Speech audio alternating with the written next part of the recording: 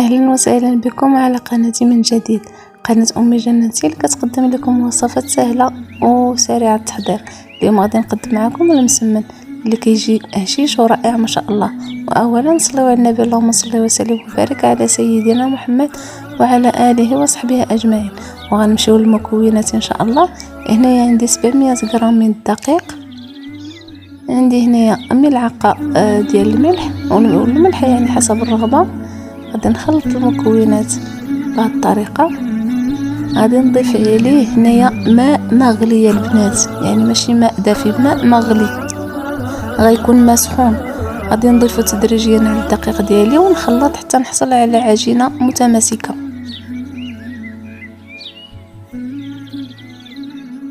غادي نعجن العجينه ديالي جيدا حتى نحصل على هذا القوام. غادي نخليها ترتاح، يعني نغطيها ببلاستيك هكا ونخليها ترتاح.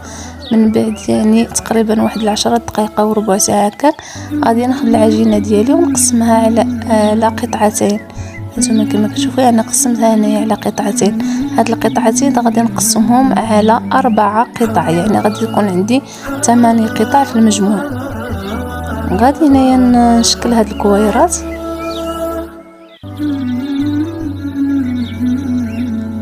يعني الطريقه ديال المسمن يعني كتجي سهله وتيجي المسمن ما شاء الله روعه.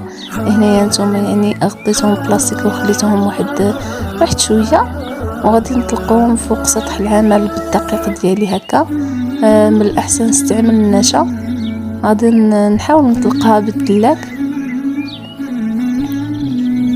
غادي نضيف هنا الزبده مذابه، غادي نورقها بالزبده. هنا غادي نضيف النشا، يعني غادي نضيف النشا هكا. وغادي نطوي المسمنه ديالي، يعني الطريقه معروفه بزاف. الطريقه ديال المسمنه نتوما كما كتشوفوا الطريقه يعني مربعه.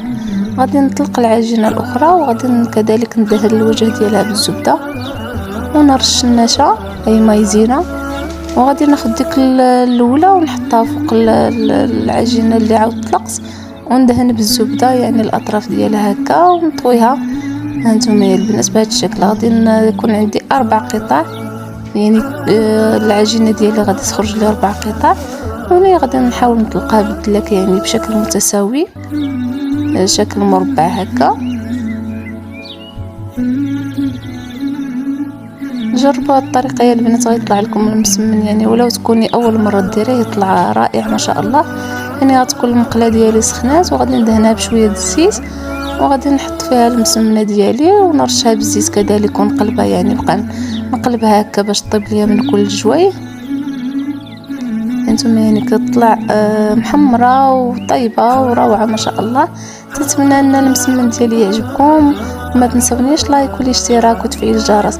انتم هذه هي النتيجه روعه ما شاء الله، وتطلع يعني في وقت وجيز ما كياخذ لكمش وقت بزاف. هانتوما يعني الداخل ديالو كي كيطلع تيطلع مورق ورائع ما شاء الله.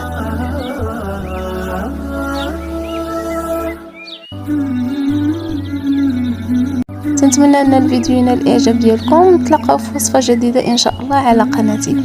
شكرا لكم على المتابعه.